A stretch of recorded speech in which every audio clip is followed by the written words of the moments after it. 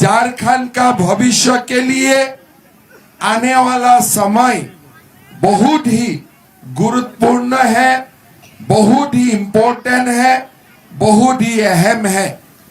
आप लोगों को मालूम है हमारे देश की यशस्वी प्रधानमंत्री अटल बिहारी वाजपेयी जी ने 25 साल पहले एक बहुत बड़ा सपना लेके झारखंड प्रदेश को बनाए थे। लेकिन आज हमारे जो ये प्रदेश है, ये प्रदेश जैसे वाजपेयी जी ने सोचे थे, जैसे ये प्रदेश बनाने का समय लोगों का जो सपने थे उससे दिखाई देते हैं। आज हम अलग थलग पड़ चुका हूं। काल में राजमहल में था, साहिबगंज जिला में थे और मैंने साफ देख चुका हूं कि हमारे साहिबगंज जिला में या पाकुड़ जिला में हमारा हालत क्या हो चुका है और धीरे धीरे पूरा संथाल परगना का माहौल क्या बन रहा है और क्या बनने जा रहा है। आप लोगों को मालूम होना चाहिए 1951 में हमारे पूरा संथाल परगना में कुल आबादी 23 लाख थे। मैं दोबारा रिपीट करता हूं, 1951 में हमारे संथाल परगना की टोटल आबादी 23 लाख थे और ये 23 लाख आबादी का खाली 2,30,000 आबादी मुसलमान हुए करते थे। 90% आबादी कौन होते थे? हमारा हिंदू होते थे, आदिवासी लोग होते थे। कुल मिला के आदिवासी का आबादी 44% होते थे। 2011 का अगर आप जनगणना देखें, मैं 21 का बात नहीं बोल रहा हूं, 21 में जनगणना अभी तक नहीं हुए हैं। 2011 का जो जनगणना हुए, ये जनगणना में हिंदू का आबादी 90% से घट के 67% हुए और आदिवासियों का आबादी 44% से घट के 28% हुए और मुसलमानों का आबादी 10% से जाके 37% बने। आप सोच सकता है आज हिंदू 67% है, मुसलमान 37% है। ये 2011 का है। 2021 का जब जनगणना आएगे, हिंदू और 5% घटेंगे, जनजाति 28 से घट के 22 हो गए, हिंदू 67 से घट के 62 हो गए और मुसलमान जनसंख्या लगभग 40% तक पहुंच जाएंगे।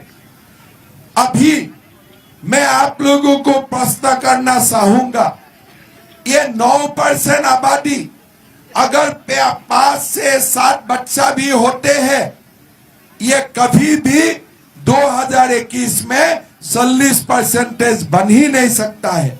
इसलिए मुसलमान का भी घर में बच्चा हुआ है, हिंदू का घर में भी बच्चा हुए हैं। दोनों का आबादी समान बढ़ना चाहिए था। हो सकता है मुसलमान का 5% ज्यादा हो, लेकिन इतना बड़ा फर्क कैसे पड़े? मतलब हमारा संथाल परगना में घुसपैठिया आना शुरू हुए।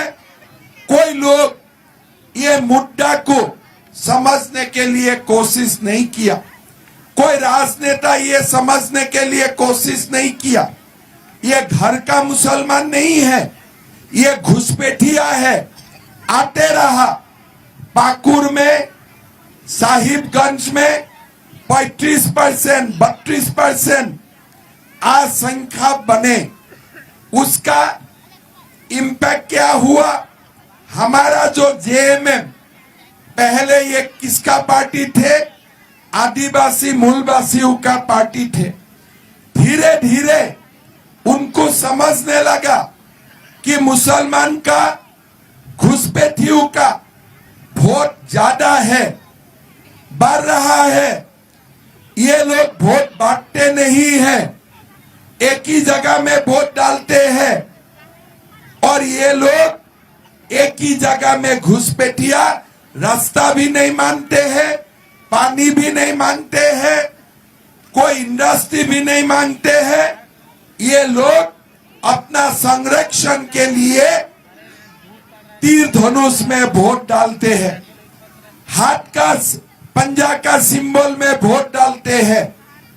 और धीरे धीरे झारखंड मुक्ति मोर्चा, कांग्रेस तो पहले से ही था, आदिवासी से जाके ये घुसपैठिया का पार्टी अभी बन चुका है। आप लोगों को मैं बताऊंगा, थोड़ा दिन पहले जब झारखंड चुनाव का मेरा ऊपर जिम्मेदारी पड़ा, पाकुर में कुछ गड़बड़ी हुए, जो गोमांस है काट के तारानगर ये सब इलाका में हिंदू का घर में डाल दिए जाते थे। मैं असम में इसका बारे में पढ़ा और मैंने बोला ठीक है, मैं एक बार खुद पाकुर और गाईबाथान जाऊंगा। गाईबाथान गए, आदिवासी लोगों को घुसपैठियों ने पीटा। संथाल परगना कानून होने का बावजूद आदिवासियों का जमीन घुसपैठियों ने हड़पा, लेकिन सरकार ने आदिवासी परिवारों को साथ नहीं दिया, उन्होंने घुसपैठियों का साथ दिया। पाकुर का आदिवासी छात्रावास में जो लोग बेटा बच्चा रहते हैं, ये लोगों ने प्रोटेस्ट किया कि हमारा जमीन हमको वापस करो। पुलिस आके रात पूरा आदिवासी छात्रावास ने बच्चा को पीटने का काम किया। मैंने सोचा अगर आदिवासी मुख्यमंत्री है और आदिवासी बच्चा को भी पीटा जाएगा तो आप लोगों का, हम लोगों का क्या हालत होगा, थोड़ा बताइए। अगर आदिवासी का ही ये समाज में अगर आदिवासियों को भी हेमंत सोरेन संरक्षण नहीं देते हैं, क्या वो देवेंद्र भाई हरिनारायण जी आपको संरक्षण देगा? क्या आपको संरक्षण देगा? आज देखिए, ये सरकार घुसपैठिया का सरकार है। जामताड़ा में शुक्रवार आज स्कूल बंद कर दिया जाते हैं। साहिबगंज में स्कूल शुक्रवार बंद होते हैं। किस लिए? नमाज पढ़ने के लिए। कोई पूरा वर्ल्ड में शुक्रवार में कई स्कूल बंद होते हैं क्या? स्कूल बंद होते हैं क्या? स्कूल कब बंद होता है? रविवार को बंद होते हैं। शुक्रवार स्कूल बंद होते हैं क्या?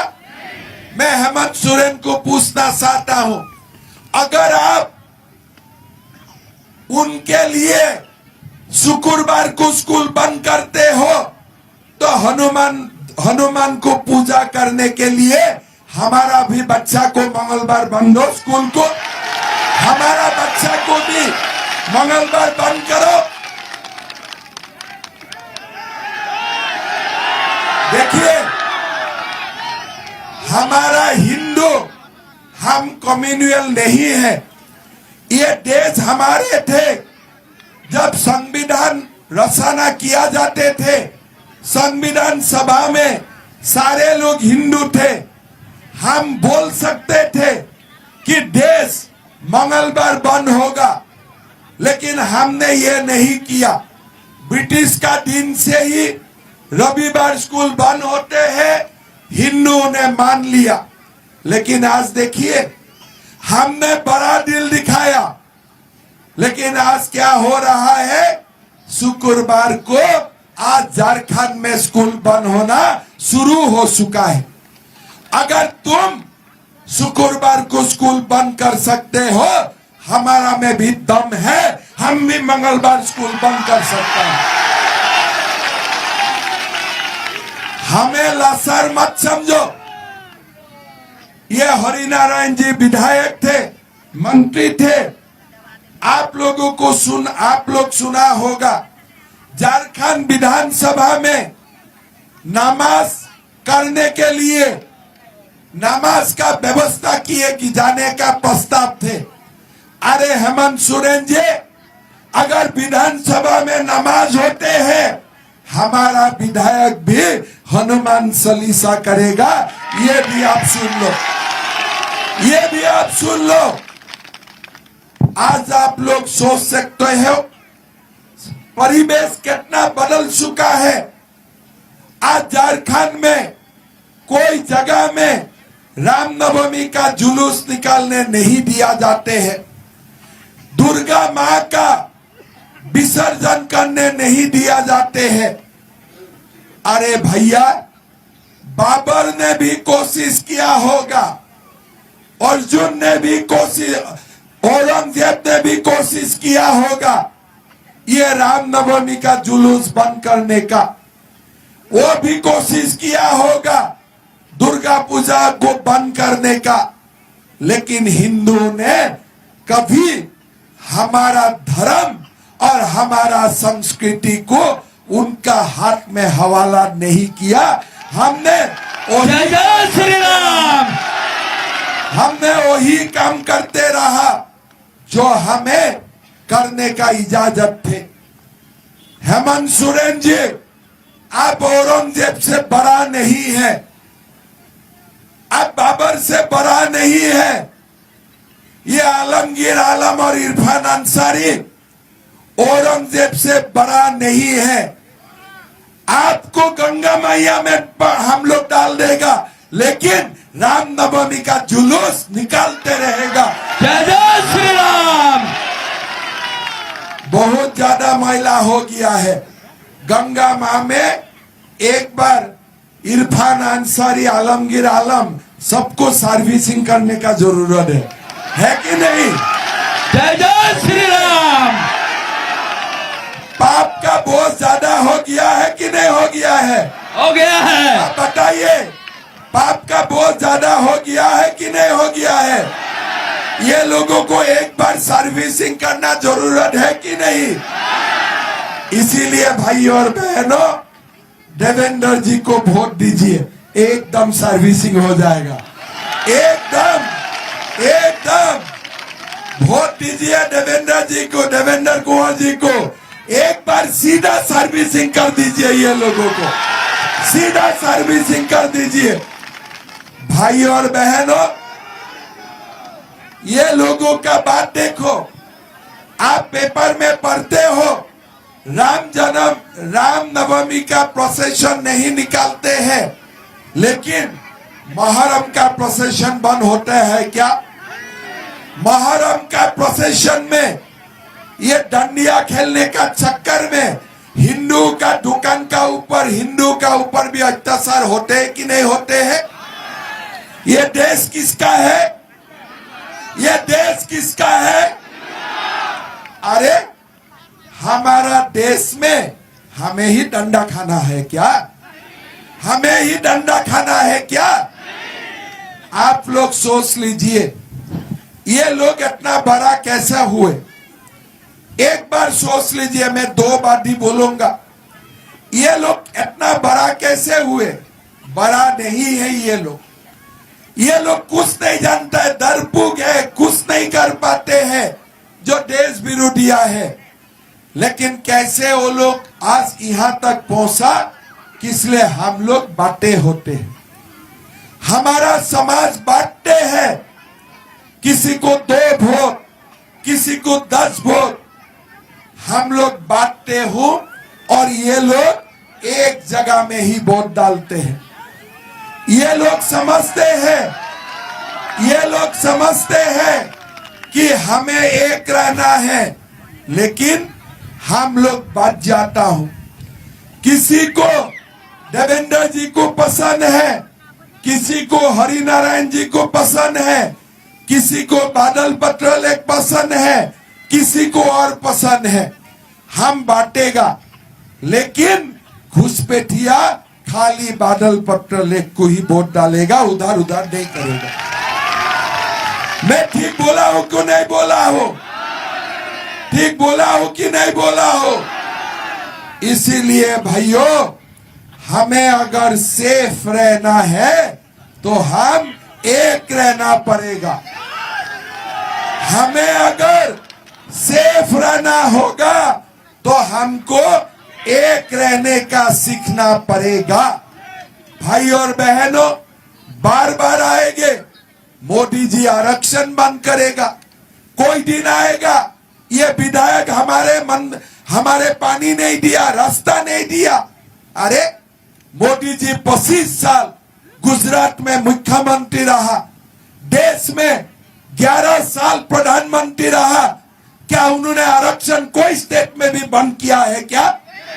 कोई किया है क्या? हमारा समाज में विभाजन लाने के लिए ये राहुल गांधी, इरफान अंसारी, आलमगीर आलम हर चुनाव में कोशिश करता है। चुनाव के बाद मोदी प्रधानमंत्री बनते हैं, जैसे आरक्षण थे ऐसे ही रह जाते हैं। खाली चुनाव का दरमियान ये लोग आते हैं और हमारे समाज को एसटी, एससी, ओबीसी, जनरल में बांट देते हैं और घुसपैठिया चुनाव जीत जाते हैं। फिर आपका कोई सुनवाई नहीं होते हैं। एक बार सरकार बनने का बाद ये हेमंत सोरेन, इरफान अंसारी, आलमगीर आलम आपका बात नहीं सुनते हैं। ना एसटी का बात सुनते हैं, ना एससी का बात सुनते हैं, ना ओबीसी का बात सुनते हैं, ना जनरल लोगों का बात सुनते हैं। खाली वोट लूटने का समय तक हमारा समाज को ये लोग विभाजित करने का कोशिश करते हैं। इसीलिए मोदी जी ने बोला है, एक रहेगा तो एक रहेगा।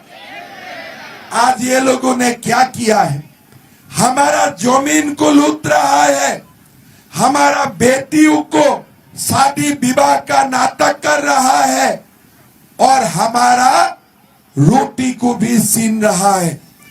इसीलिए ये चुनाव हमारे बेटी, माटी और रोटी को बचाने का चुनाव है। रोटी, माटी, बेटी को बचाने का चुनाव है।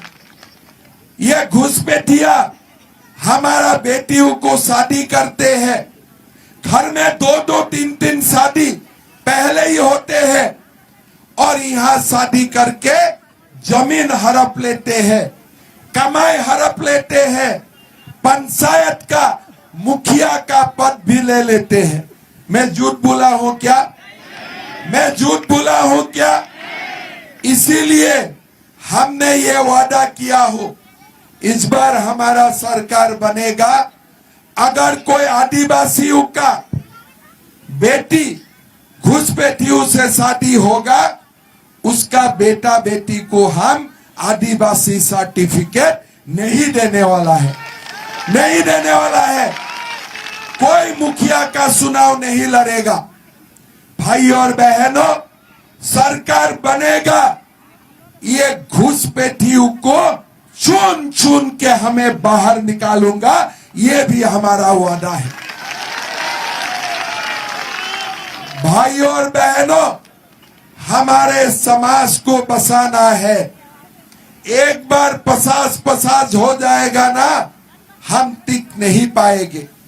इसीलिए यही समय है, हमें समाज को बसाने के लिए वोट देना है। मैं बार बार बोलता हूं, हेमंत सोरेन आपका बात कुछ नहीं सुनते हैं। 5 लाख नौकरी देने का वादा किया था। झारमुंडी में किसका किसका नौकरी हुआ? खत्म हो गया, एज खत्म हो गया, नौकरी नहीं हुआ। किसी का हुआ है क्या? आप थोड़ा याद करो। और क्या बोले थे? जब तक नौकरी नहीं होगे 5,000 रुपया 60,000 रुपया का भत्ता मिलेगा। किसको किसको मिले हैं? किसको किसको मिले हैं? अभी आप देखिए, 5 लाख नौकरी आपको नहीं मिला, 5,000 रुपया नहीं मिले, 60,000 रुपया नहीं मिले। ठीक बोल रहा हूं ना मैंने? ठीक बोला हूं ना मैंने? सोने का सिक्का किसको किसको मिले? क्या बोले थे? बेटी और बहू का शादी होने में सोने का सिक्का मिलेगा। और सोने का सिक्का जब तक नहीं होगा 51,000 रुपया मिलेगा। किसको किसको सोने का सिक्का मिले?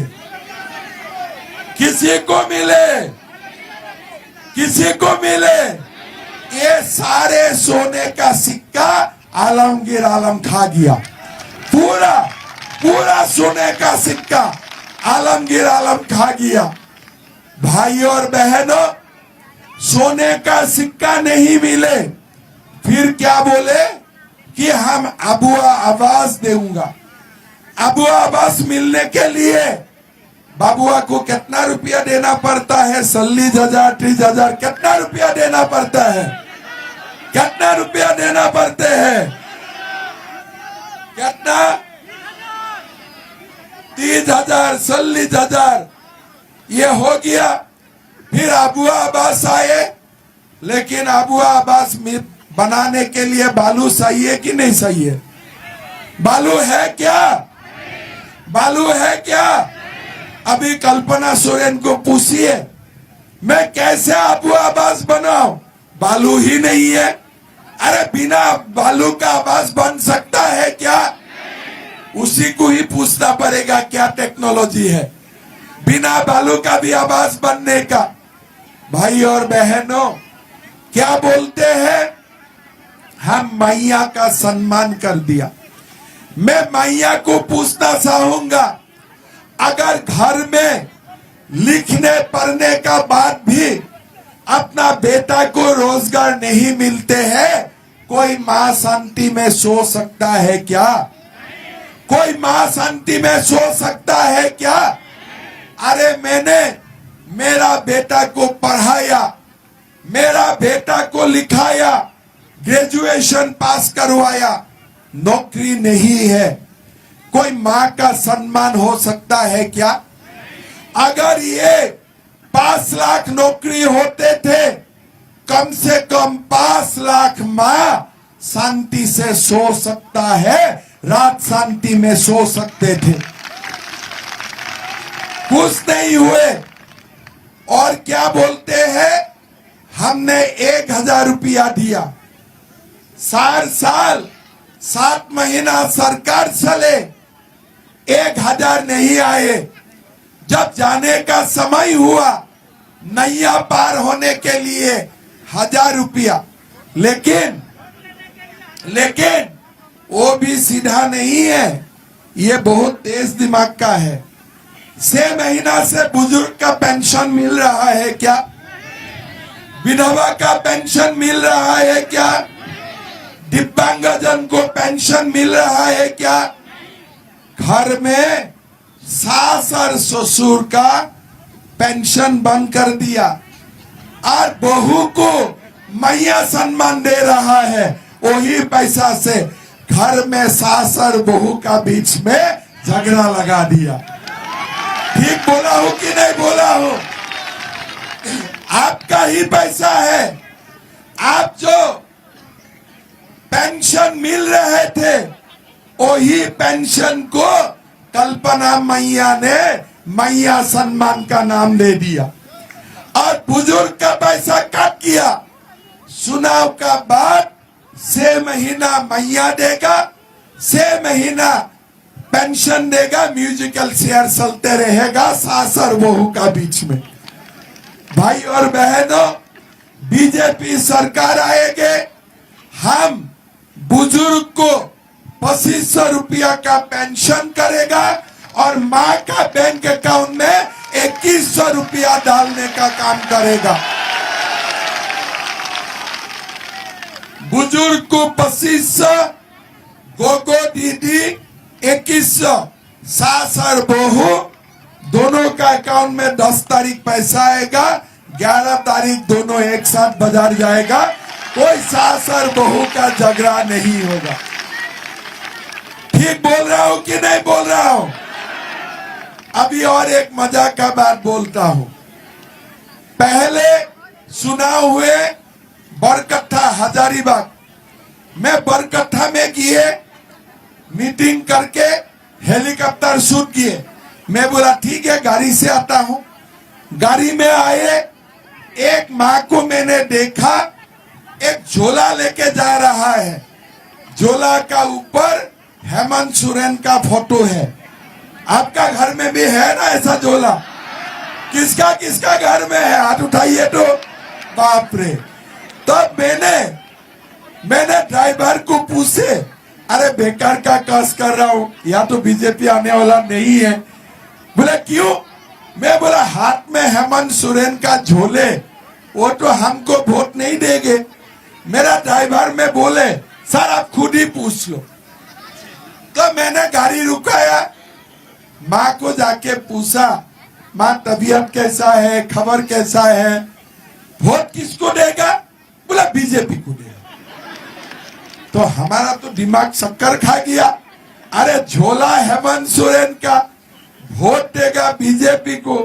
मैंने माता को पूछा कि माता झोले तो हेमंत सोरेन का है, आप वोट बीजेपी को देने वाला है। बोला बेटा तुमको लिखा पढ़ा लगता है लेकिन तुम्हारा दिमाग नहीं है। मैं बोला क्यों माँ? बोला झोला हेमंत सोरेन का है लेकिन अंदर का साउल नरेंद्र मोदी का है। मैं ठीक बोला हूं कि नहीं बोला हूं? साउल कौन भेजते हैं? साउल कौन देते हैं? और खाली झोले हाथ में कौन पकड़ा देते हैं? आप देखो ये सरकार कितना चालू है। क्या करते हैं? बुजुर्ग का पेंशन बंद करते हैं और मैया को सम्मान करते हैं। मोदी का साउल आप हाथ में पकड़ा देते हैं, खाली झोले। अरे थोड़े दाल भी तो दे सकते थे ना, है कि नहीं? अगर मोदी जी दिल्ली से साउल देते हैं तो अब खाली झोले का जगह में आधा केजी दाल भी तो दे सकते थे कि नहीं सकते थे? लेकिन दिया नहीं। ये इरफान अंसारी आलमगीर आलम का फॉर्मूला है। हेमंत सोरेन सीख गया है, घूमते रहो और झूठ बोलते रहो। भाई और बहनों, हम आपको पसंद देता हूं, गैस का सिलेंडर 500 रुपया में देने का काम करूंगा और साल में 2 सिलेंडर बिना पैसा में देने का भी काम करूंगा। भाई और बहनों, बीजेपी के लिए रोजगार सबसे बड़ा मुद्दा है। स्कूल है, शिक्षक नहीं है, हॉस्पिटल है, डॉक्टर नहीं है। आपको मैं याद दिलाता हूं, मैं जब यहां आए सितंबर महीना में उत्पाद सिपाही का भर्ती चल रहे थे। पूरा सुरूज वो समय पूरा 45 डिग्री 50 डिग्री का मूड में थे। क्या 10 किलोमीटर दौड़ना 50 सेंटीग्रेड टेम्परेचर में इतना इजी होता है क्या? आपको रिजल्ट तो आपने नहीं दिया। अगर आपको रिजल्ट देना नहीं था, ये रनिंग, ये दौड़ क्या आप दिसंबर जनवरी में कर नहीं सकते थे? दिसंबर जनवरी में होते थे, कोई बच्चा नहीं मरते थे। लेकिन आपका ये अहंकार का कारण क्या हुआ? हमारे 20-20 बच्चा मर गया। ये देश में कहीं नहीं हुआ है। इस वक्त असम में पुलिस का 12,000 भर्ती का दौर चल रहा है। लेकिन हमने क्या किया? हमने अधिकारी को बोले कि देखो, ये दौड़ स्टार्ट करो नवंबर में, खत्म करो फरवरी में। सूरज का किरण ज्यादा नहीं होगा, बच्चा नहीं मरेगा। और दौड़ने का पहले मेडिकल चेकअप करो, 1 गिलास दूध कम से कम खिला दो। लेकिन वो लोग कुछ नहीं किए। असम में हमने पूरा व्यवस्थित करके अभी इंटरव्यू शुरू किया है। यहाँ में कुछ नहीं होते हैं। 20-20 लड़का मर चुका है। हम आपको पसंद देता हूं, सरकार बनने का साथ साथ हमारे सरकार में जो 2,87,000 पोस्ट खाली है, इसको हम 1.5 साल में पूरा की पूरा भर्ती करने का काम करूंगा।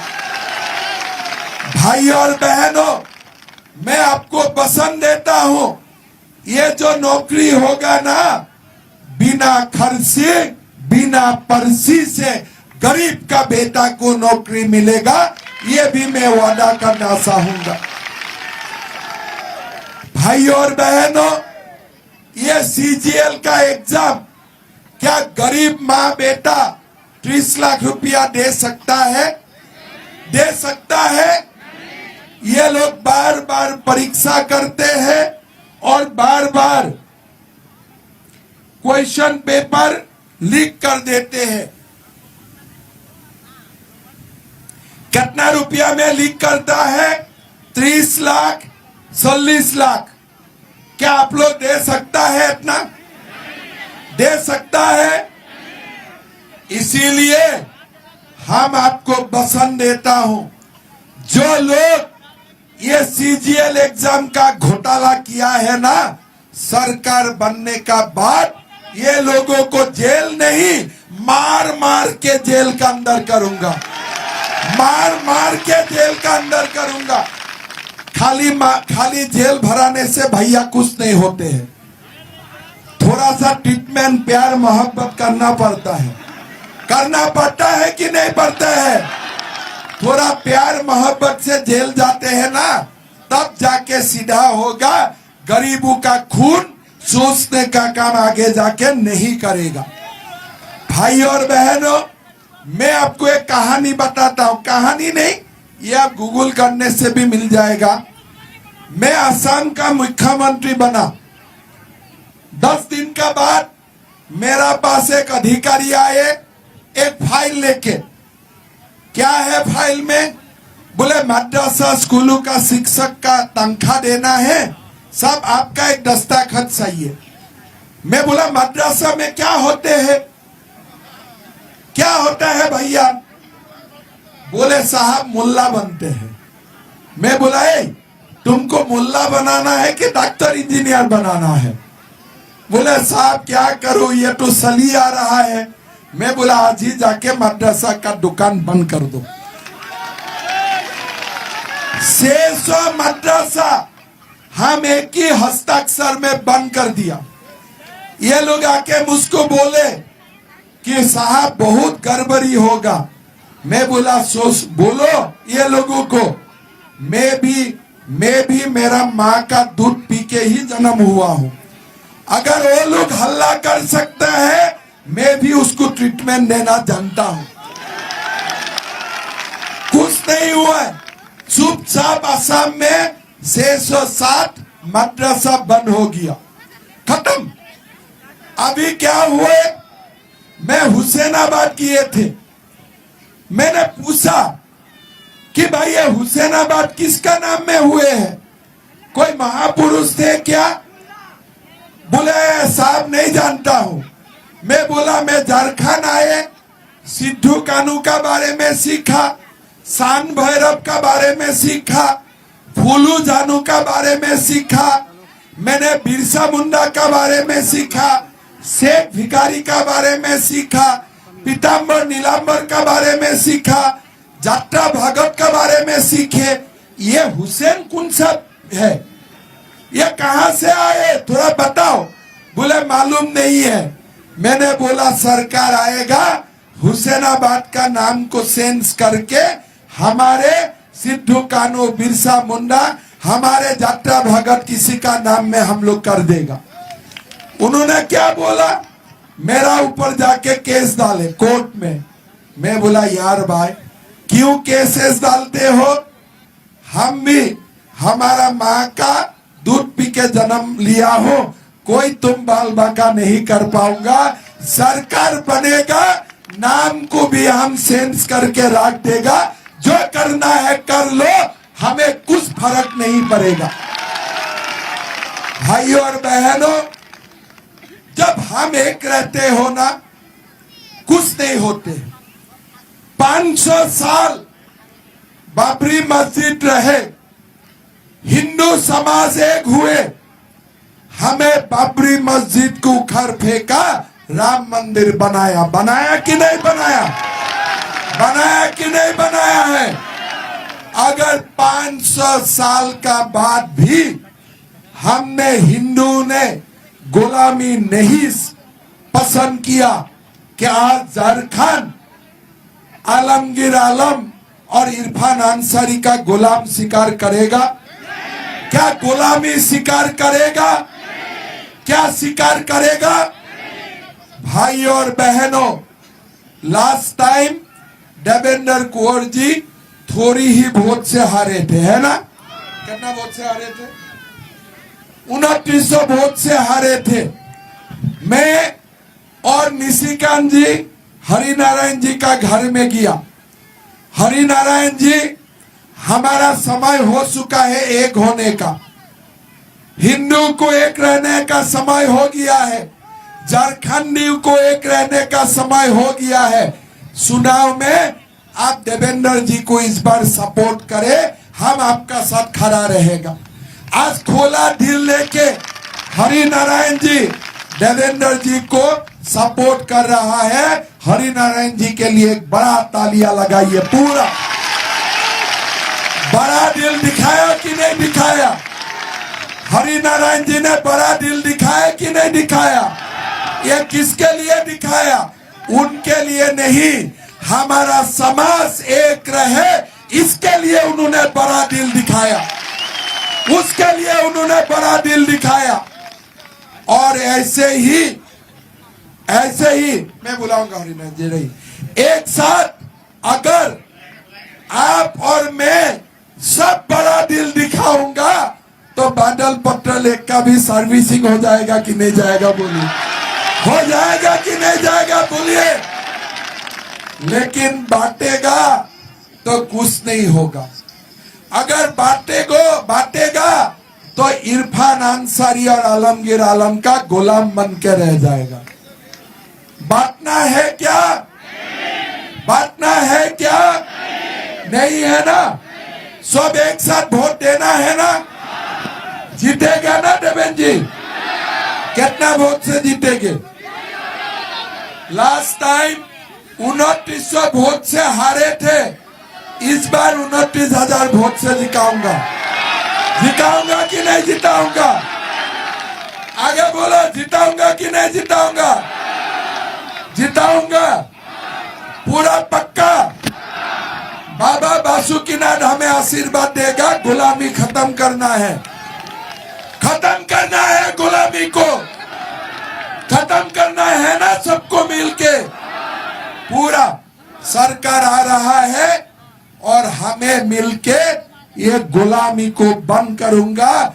जैसे राम जन्मभूमि का मंदिर बने, ऐसे भी हमारा झारखंड में हमारा समाज और संस्कृति विजय का पताका लहरते आगे जाएगा, विकास का रास्ता में आगे जाएगा। यही हमारा वचन है।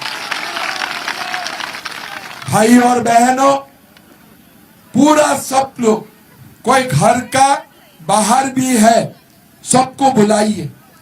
ये चुनाव हमारे लिए अंतिम चुनाव है। ये चुनाव में हम जीत जाएगा तो हमारा समाज रहेगा। ये चुनाव हम हारेगा ना, हमारा समाज नहीं रहेगा, हम गुलाम बन जाएगा। इसीलिए अगर घर का बाहर भी कोई बेटा है, कोई बेटी है, काम नौकरी कर रहा है, सबको 20 तारीख को बुलाइए। बाबा बासुकीनाथ का ये क्षेत्र से ही, यही पुण्य भूमि से ही हम सरकार बनाने का काम शुरू करेगा। 29,000 वोट से देवेंद्र कुंवर जी को जिताएगा, जिताएगा ना? मेरा साथ बोलिए, जय जय श्री राम, जय जय श्री राम, श्री राम। बाबा बासुकीनाथ जी की जय, बाबा बासुकीनाथ जी की जय। इस बार मेरा साथ पूरा आवाज से बोलिए। आज मोदी जी देवघर से ही जमोई जा रहा है। लगभग इसी समय वो देवघर हवाई अड्डा में भी शायद पहुंच गया है। मेरा साथ बोलिए, भारत माता के जय। आवाज दिल्ली तक नहीं, देवघर तक जाना पड़ेगा। मेरा साथ बोलिए, भारत माता के जय, भारत माता के जय। देवेंद्र कुंवर, देवेंद्र कुंवर जिंदाबाद, हरि नारायण जी, जिंदाबाद। हरि नारायण जी। इस बार बोलिए, नरेंद्र मोदी, नरेंद्र मोदी जिंदाबाद। बहुत बहुत धन्यवाद। एक शब्द से समाप्त करता हूं।